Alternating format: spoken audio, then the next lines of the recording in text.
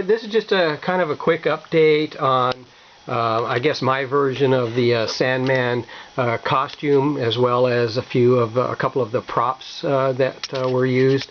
We have the follower, and of course we got the my version of the flame gun, the Sandman Blaster flame gun. The costume itself is the shirt that was purchased online. I can't necessarily afford an actual uniform or costume made that's purchased online, so this is more like the budget version.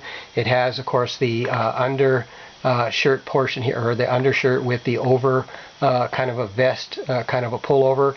It doesn't have the crosshatch, but it generally gives the general idea of being the Sandman outfit. It has a shirt, an undershirt here. This is a black long sleeve t-shirt.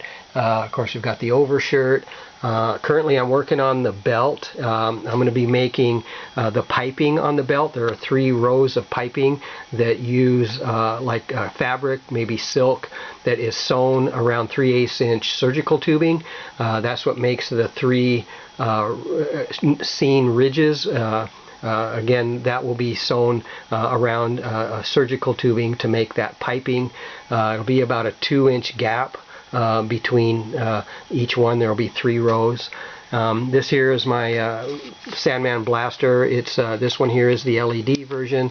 I have it set up to where you flip on the glow plug and you pull the trigger, and of course you have the firing of the pistol itself. So anyway, that's my version. It's kind of the safe and sane one. I also have the Squirt Gun version, but I think this is a better one, obviously, to carry around for cosplay.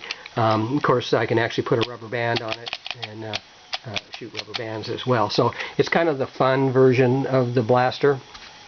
I'm going to set my camera down here so we can take a closer look at the follower. I've made some additions to my version. This one here, as you can see, has simulated push buttons. I've got those on order.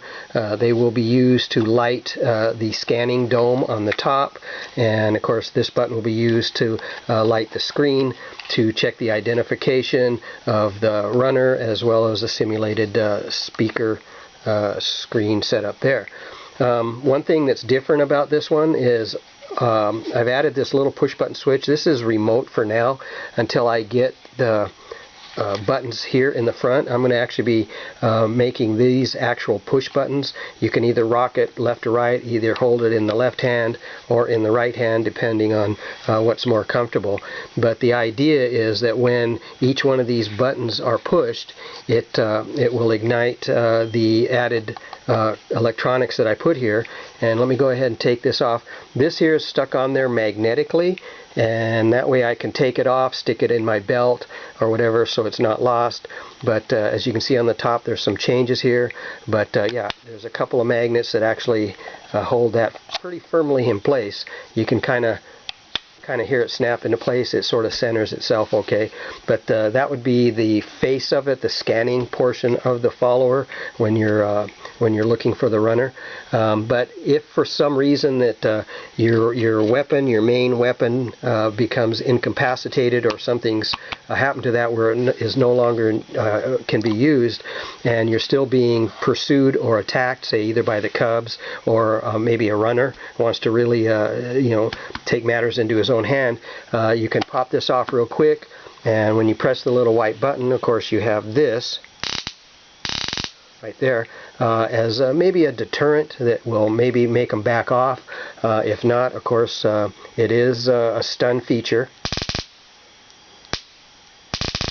Okay, so that's been added to my follower as kind of a self-defense kind of weapon that that is not currently shown or seen in the current followers, but I thought I'd do something a little bit different. And also there will be a light right here in between the parts right here, the electrodes. There will be a light there so that when I'm in the scan mode, of course, this will light up. So anyway, that's my version of the follower and my costume, and I'll be doing the belt here next. I'm not sure I'm going to be getting it done in time for Halloween, but there's always times to wear the costume, maybe at a convention or something like that. Alright, thank you for watching.